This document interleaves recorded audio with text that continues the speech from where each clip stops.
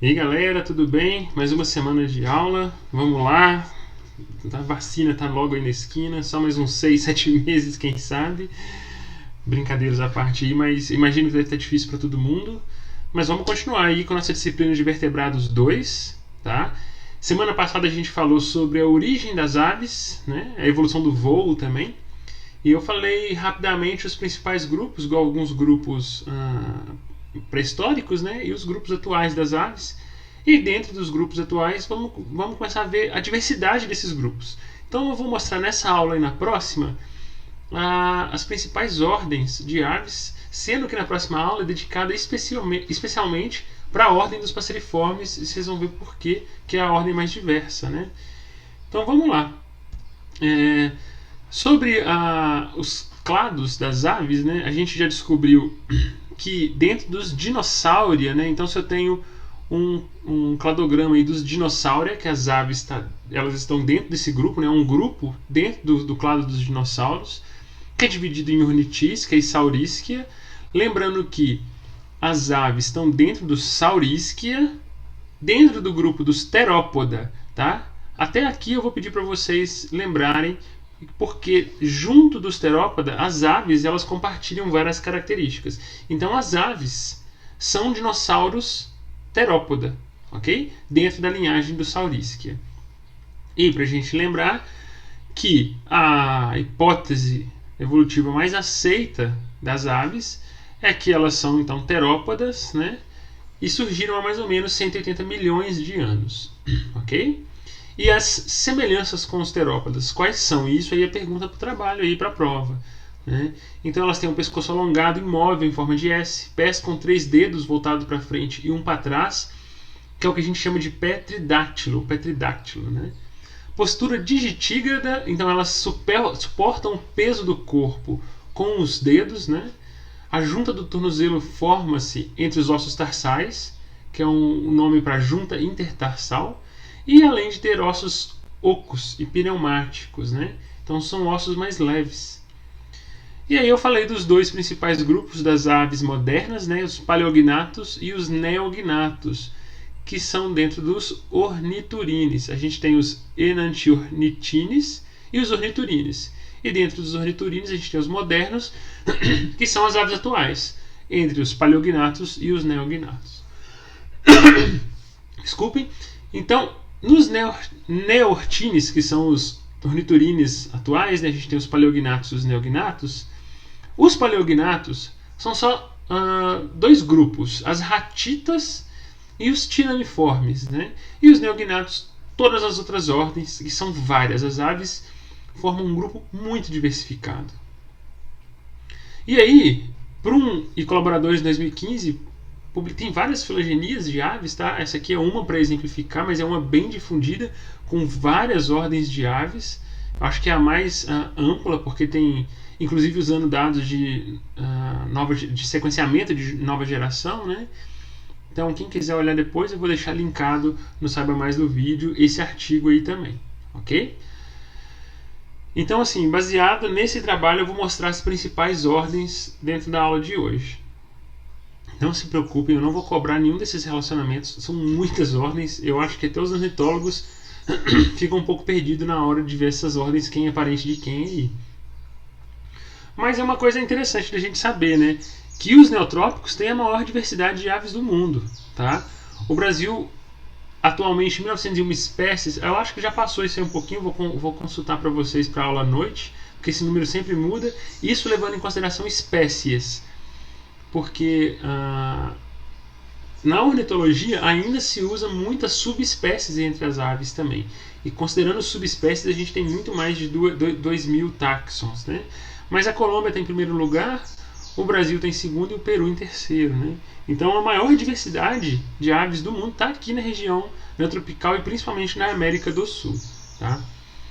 Tem vários comitês que olham a classificação das aves, tá? Esses são alguns deles, mas no Brasil a gente tem o CBRO, que é o Comitê Brasileiro de Registros Ornitológicos, então eles mantêm uma classificação de quantas aves tem no Brasil, quais são, né? E aí, seguindo essas classificações desses comitês, eu vou mostrar para vocês os principais grupos, né? Então, a gente tem aí os paleognatos, que tem então as ratitas. As ratitas tem 5 ordens, né? As avestruz, a ema, casuar, o kiwi, né? E os tinamiformes, que é uma outra ordem, né? Só para eles, que é o inhambu, o macuco, né? O jaó.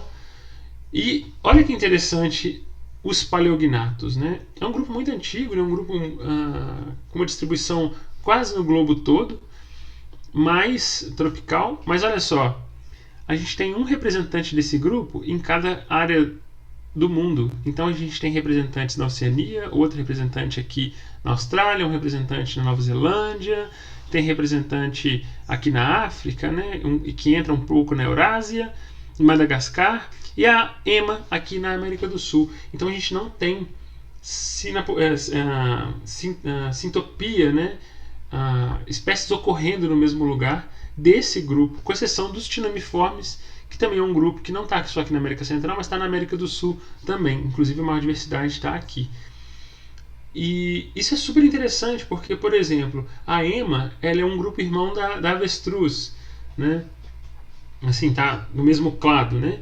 E isso mostra e tem um aspecto biogeográfico muito interessante sobre a evolução dos continentes, né? A deriva continental e o quanto que isso influenciou na diversificação desse grupo. Isso é muito interessante.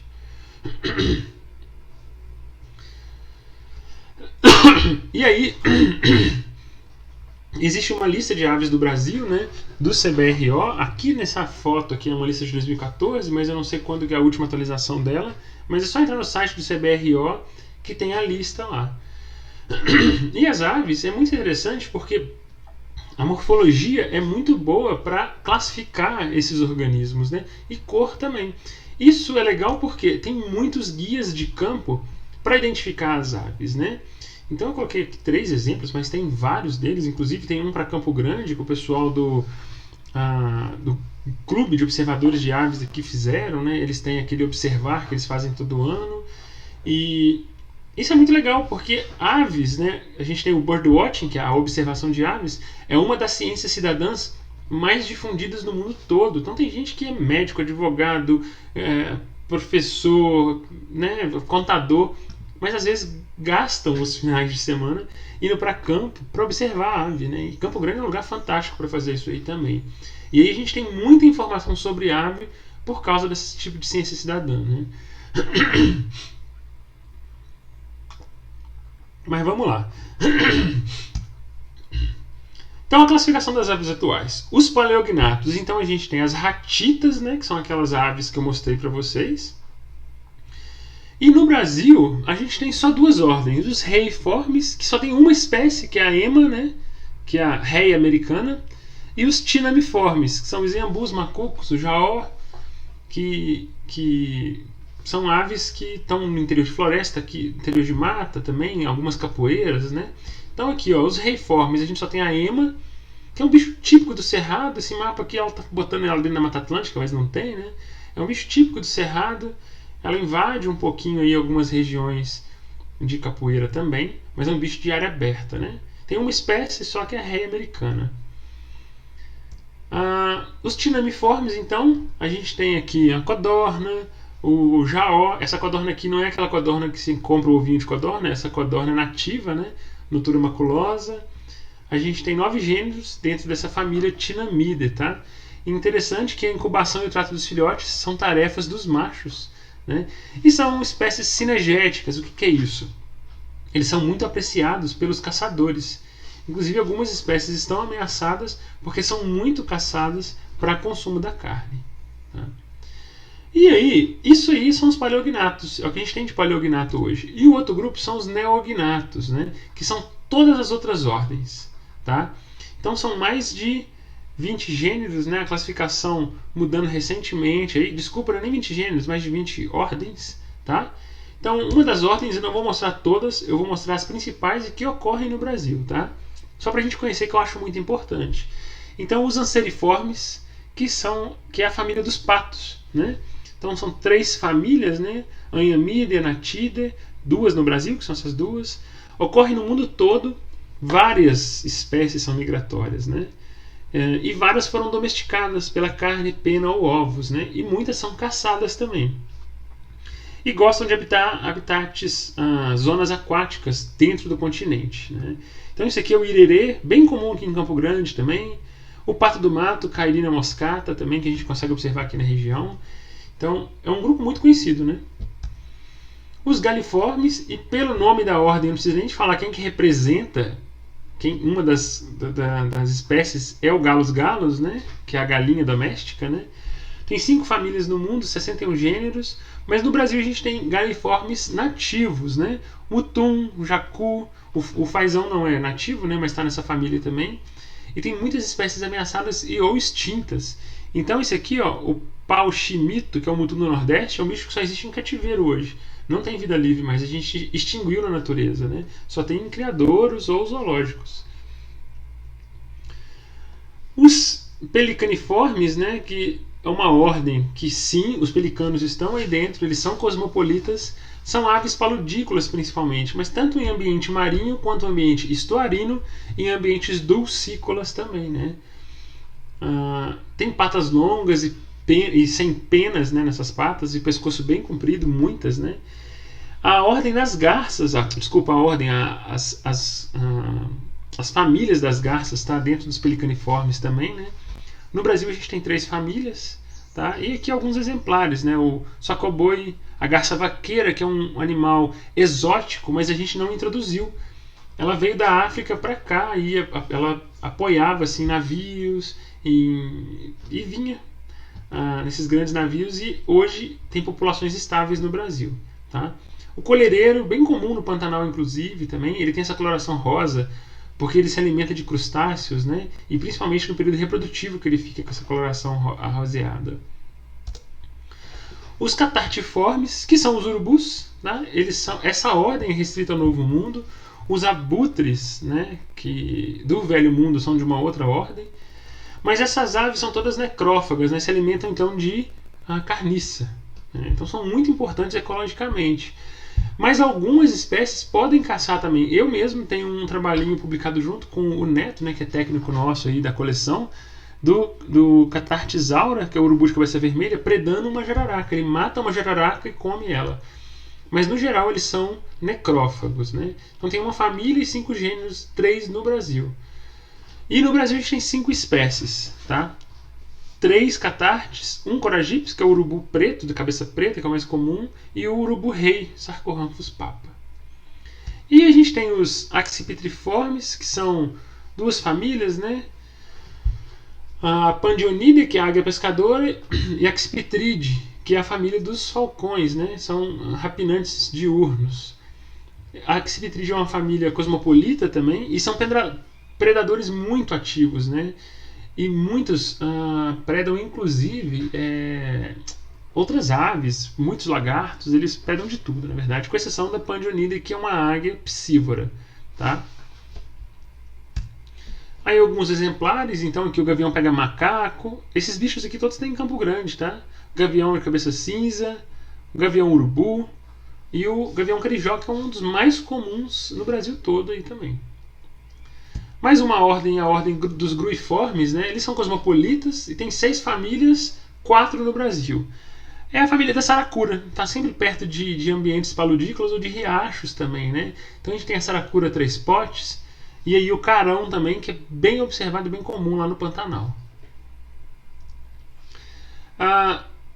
Os caradriiformes, que é o mais famoso deles aí na nossa região, é o quero-quero, né? Então no Brasil a gente tem 2 subordens, né? São mais de 350 espécies. A maioria vive em zonas costeiras também. E muitas espécies são migratórias. Então tem várias espécies que a gente observa aqui, mas só num período do ano. Isso é muito interessante. Uma espécie que é comum e fixa é o quero-quero, né? E o jaçanã, que é o jacana-jacana. Agora esse tringa solitário, por exemplo, é uma espécie migratória, um tipo de maçarico, né? Vocês estão percebendo que para algumas ordens aqui, eu estou falando assim, são cosmopolitas, vivem no mundo todo. Isso é muito comum para várias ordens de aves. E por que para aves a gente tem grupos que são cosmopolitas e não em outras ordens? Deslocamento, né? Então as aves elas conseguem colonizar ambientes muito distantes Então elas têm uma mobilidade muito maior que qualquer outro grupo animal. Então é um grupo sim que tem várias ordens que ocorrem no mundo todo, com algumas já observadas aqui, né? A próxima, por exemplo, é os columbiformes, né? Então os pombos, as rolinhas, os juritis, avoantes, né? São mais de 300 espécies. Tem uma família que é Columbidae. Muitas espécies são caçadas para comer também, né? E eles têm um sentido de orientação muito desenvolvido. Inclusive, antigamente usavam-se as pombas como mensageiros, né? Aqui espécies que ocorrem aqui na cidade, né? Pombão, a fogo-apagô e a rolinha comum, ou rolinha caldo de feijão também, como as pessoas conhecem.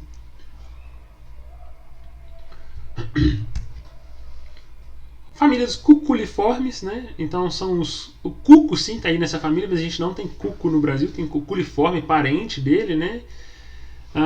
Os mais famosos para a gente aí são os anus, né? Os sacis também, a alma de gato. Eles são limpadores em alguns casos. O que é isso? Eles, não sei se vocês já observaram, mas o anu preto, por exemplo, o anu branco, eles estão nas capivaras de vez em quando comendo os carrapatos, né? Eles podem ser solitários ou gregários também. Alguns anus, por exemplo, o anu preto, o anu branco, vivem em grandes bandos, né? Já a alma de gato ela é mais solitária ou vive em par. Aí uma ordem muito interessante que atrai a atenção de muitas pessoas, as estrigiformes, que são as corujas. A maioria são noturnas. As que não são noturnas, elas podem ter um tipo de atividade diurna, mas elas são noturnas também, né? São caçadoras e, em muitos casos, elas controlam a população de roedores, que é a principal fonte de alimento de muitas corujas, né? E tem duas famílias, Titonidae, com um gênero, que aqui no Brasil a gente tem Tito furcata, e Strigidae, que tem 22 espécies no Brasil, né? Tem alguns exemplos, Tito furcata, que a gente chama de suindara, né? O coruja do celeiro, a coruja buraqueira, né?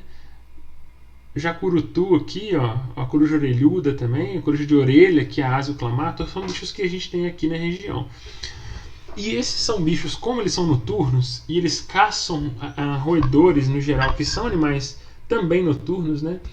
Elas têm uma especialização nas penas, que a pena ela é muito lisa, tá? A sobreposição das penas é muito precisa, e elas quase não fazem barulho no voo.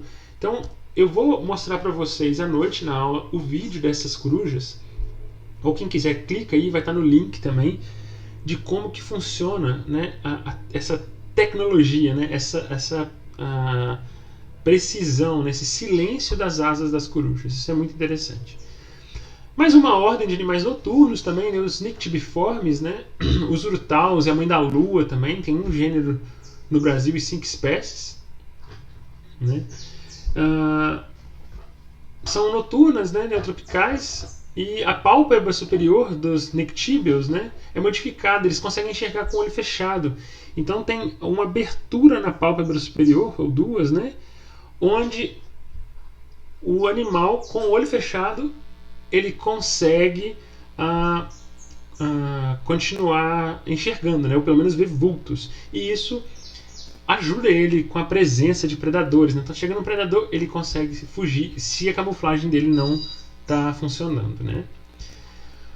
Os caprimulgiformes, né? Tem uma família, Caprimulgidae, né? Esses sim aí são os bacuraus, né? Os curiangos também, são noturnos também. A maior diversidade está aqui nos neotrópicos, eles têm um crânio bem largo. Uma coisa interessante são essas longas vibriças, né? São penas modificadas, cerdas perto da boca, porque eles comem muitas mariposas ou insetos, né? Eles ficam no chão, né? E quando estão voando, eles abrem a boca e quando sentem o inseto, eles fecham a boca com essas cerdas aqui na região da boca, né? E eles depositam os ovos diretamente no solo, eles não fazem ninhos. Então, igual vocês estão vendo aqui esse curiango aqui no chão, aqui, ó, né? O Hydropsalis albicollis, que é bem comum aqui na região. Ele bota o ovo no chão, toma conta e fica por ali, né? Ele não faz um ninho elaborado, né? Então, continuando a nossa aula, a próxima ordem aí, os apodiformes, que tem duas famílias, né? Que são morfologicamente bem distintas, né? Quando você olha para a morfologia externa delas.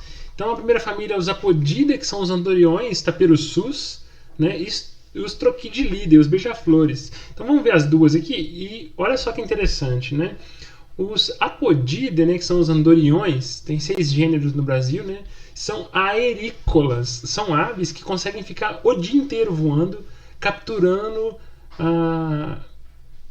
pequenos insetos, partículas que estão suspensas no ar, né, e ficam voando, às vezes com a boca aberta, procurando esse alimento. Eles formam grandes bandos, às vezes chegam a milhões de indivíduos, né? Mas geralmente você consegue ver bandos de 5, 10, 15, 50 mil indivíduos. Às vezes é comum ver eles dormindo atrás de cachoeiras, né? Porque eles repousam em superfícies verticais, igual está nessa foto aqui, ó. Streptoprognes zonalis, né? O taperuçu de coleira branca, que é um dos mais comuns, né? E eles ficam aí o dia todo voando. E olha só, eu não mencionei isso na aula ainda, né? Até aqui, porque muita gente fala assim, esse passarinho aí. E aí, olha só, lógico que para um trabalho de divulgação científica, para um trabalho de educação ambiental, não tem problema nenhum a gente chamar esses bichos de pássaros, né, de passarinhos. Mas, filogeneticamente falando, eles não são pássaros, né? Pássaros são apenas as aves da ordem Passeriformes. Tá? Que isso fique bem claro, a gente pode discutir melhor à noite. Tá? Então, esses andoriões não são pássaros, eles são apodiformes, né? Mas a gente tem aquelas andorinhas que ficam no telhado da nossa casa, aquelas sim são pássaros, são passarinhos, porque são da ordem Passeriformes e de uma outra família, né? E eu acho legal a gente ter essa noção aí de quão diversas são essas ordens e quão convergentes são as andorinhas da nossa casa, as andorinhas domésticas, né? E esses andorinhões aí, que eles têm estruturas muito parecidas, adaptações muito parecidas, né? A outra família, desculpa, dos apodiformes são os Trochilidae, os famosos beija-flores, né? Ocorrem somente no Novo Mundo, então eles têm desde lá do Uruguai até o Alasca, tá? Algumas são migratórias, inclusive, lá na América do Norte, né? A maior diversidade está na Amazônia Andina, ali no Equador, na Colômbia também. São nectarívoros todos, né? E tem penas iridescentes, ou seja, eles refletem a luz dependendo da posição que a gente olha para eles. E eles têm um negócio que chama de torpor noturno, ou seja, o metabolismo deles é muito acelerado. E aí na hora do descanso, né, para economizar energia, eles param, é como se eles estivessem hibernando, só que durante um período muito curto de tempo, que é o da noite, né? Então eles param e ficam ali apagados praticamente, né? Aqui tem a figura de um bico deles, né, quando projeta com a língua ali. Então são animais bem, bem interessantes, com adaptações muito, muito distintas, né, de outros grupos animais. Lembrando também que então beija-flores não são passarinhos, eles são apodiformes também. Aí os pisciformes, que tem 3 famílias, né? Os Captonidae, Ramphastidae e os Piscidae, né? Típicos da região neotropical. E eles têm o pé zigodáctilo. O que é isso? Olha só, eles têm uma modificação muito interessante, que eles têm 2 dedos para frente e 2 dedos para trás, que são adaptados a empoleirar em superfícies, em troncos, né? Em superfícies verticais. Então, grupos que destacam aí dos pisciformes, né? A família Ramphastidae, que é a família dos tucanos, dos araçaris, né? Então eles têm um bico bem grande e monstruoso, né? Aqui o tucano toco, que é muito comum aqui em Campo Grande, ele está sempre no nosso quintal aí. Eles são basicamente frugívoros, mas eles podem ser predadores vorazes, comem filhotes, ovos, aves menores, lagartos, anfíbios. Então são bichos que podem comer de tudo, na verdade, né? Então 2 espécies que a gente tem aqui em Campo Grande, o tucano toco e o araçari castanho. A família que dá nome para a ordem, os Piscidae, que são os pica-paus. É uma ordem quase cosmopolita, então está quase em todo mundo, né? Eles têm uma modificação craniana, né, e vertebral para martelar os troncos, então a gente escuta às vezes, não o canto deles no campo, né, na floresta, assim, a gente escuta o tamborilar que a gente fala, né? Então esse tamborilar eles usam também para comunicação, e às vezes cada espécie tem um tipo de tamborilar, ou seja, essa forma de bater o bico no tronco diferente, né? E eles bicam, né? Picam atrás de insetos e larvas nos troncos. Aí uma outra ordem, os falconiformes, sim, o que o nome fala são os falcões, né? São mais de 60 espécies, 21 aqui no Brasil em 10 gêneros. Algumas são migratórias, né? Um exemplo é o falcão peregrino, né? O falco peregrino está aqui embaixo. Então ele pode vir lá da América do Norte, às vezes fica em ambientes urbanos também, é um bicho muito interessante. Tá? O gênero falco é um gênero cosmopolita e os demais gêneros são neotropicais.